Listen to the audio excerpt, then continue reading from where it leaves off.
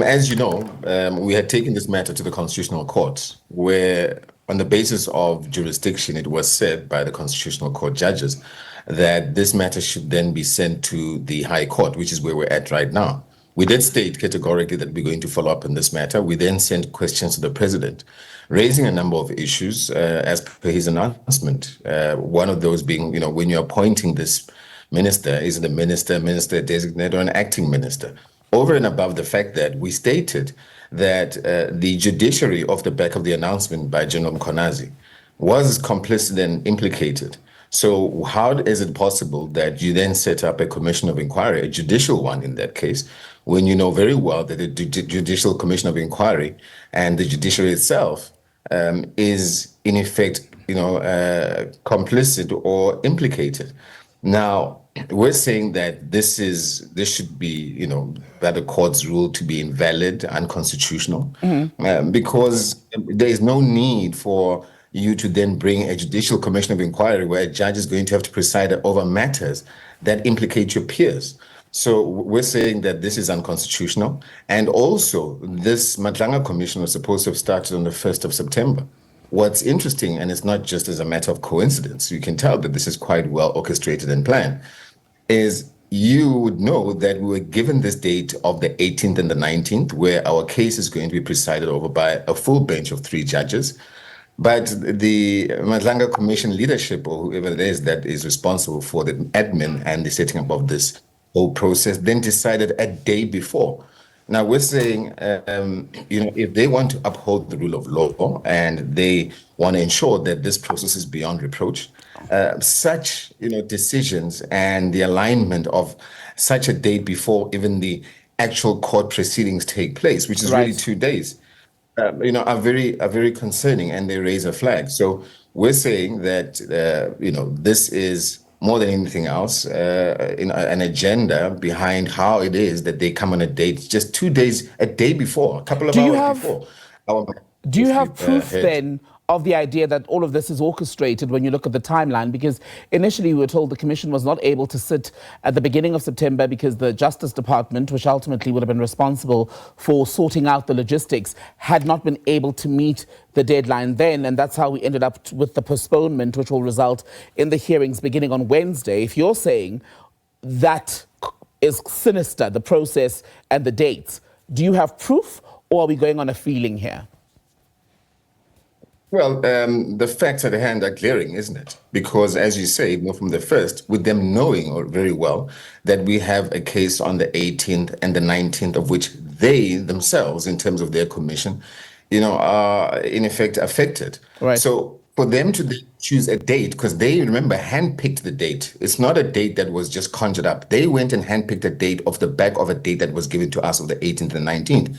And they chose the 17th. They could have chosen the 21st. They could have chosen the 28th. Why not? So we're saying that itself is not a good look. And, these kind of things we actually need to take into consideration if there's going to be any conflict. So if the commission, which it intends to do, sits Wednesday and your hearing with the High Court is on Thursday, how much harm do you think that 24 hours before the matter is heard will do to your case? How does it disadvantage the MKP's arguments?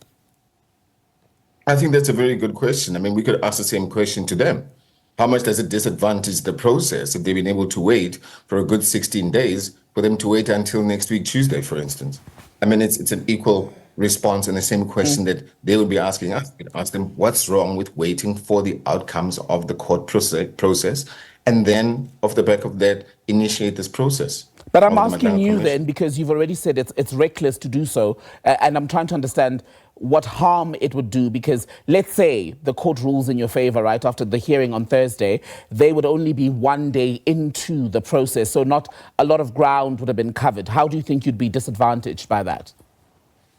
Well, remember, first and foremost, the South Africans are disadvantaged by the fact that there's 147 million rands that's been allocated to this process, which we've said categorically there's no need for a Madlanga Commission. We've got an ad hoc committee in Parliament.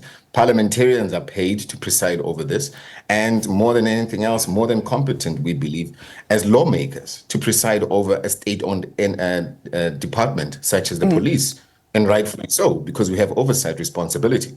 So the ad hoc committee itself is enough of a process that is responsible and rightly so within the law to have oversight and to call upon all the witnesses to then account accordingly. The Madlanga Commission, as it is, it's a fruitless and wasteful expenditure process. It is a duplicate and a parallel process of which is quite glaring in this country because there's now a new shift and a wave of the judiciary now usurping power from parliament. If you look at most cases that are out there where this parliament takes decisions, it is the judiciary that usurps the powers of parliament.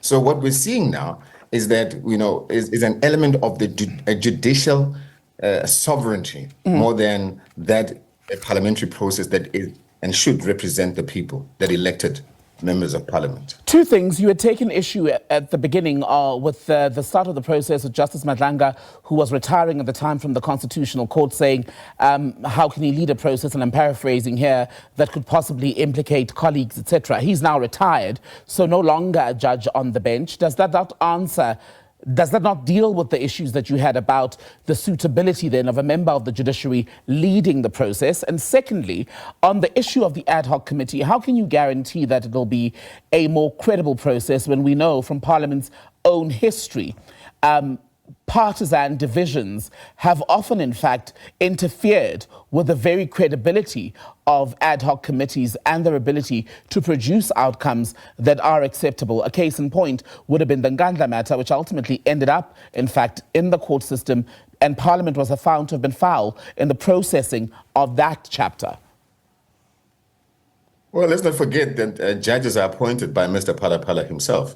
So this judge, in as much as you're saying that he's now retiring, those are still his peers. Whether we like it or not, he has worked with these people. There may be a relationship or still has a relationship with a lot of them. So we cannot now turn a blind eye to that. The issue of the ad hoc committee in Parliament, well, let's not forget that even the Section 89 report that still holds Mr. Phala, your president, accountable to and says that there is an infringement on PRECA and that there's a case to be heard. There's still no outcome. Instead, you're finding, him using scapegoats of those that broke into his house today to try and cover up a huge, broader issue of his delinquency as a president. So we're saying that what needs to happen here, in as much as there's going to be an ad hoc committee in Parliament, and that parliamentarians, let's not forget, it has been stated, are also complicit in this and implicated. What we need to ensure is we need to sanitize the people that preside over this and ensure that those people, in actual fact, are not those that are actually complicit or have been called out and would then be found wanting as to why they're even participating in this process, because they're effectively to lose the credibility and the potency that it's supposed to have. Now, let's not also forget another key element here. And that key element is that the ad hoc committee itself need not be seen as a second-hand fiddle to the Madlanga Commission. It needs to be center-focused, and it needs to be the main platform where all recommendations by lawmakers comes out and its people are held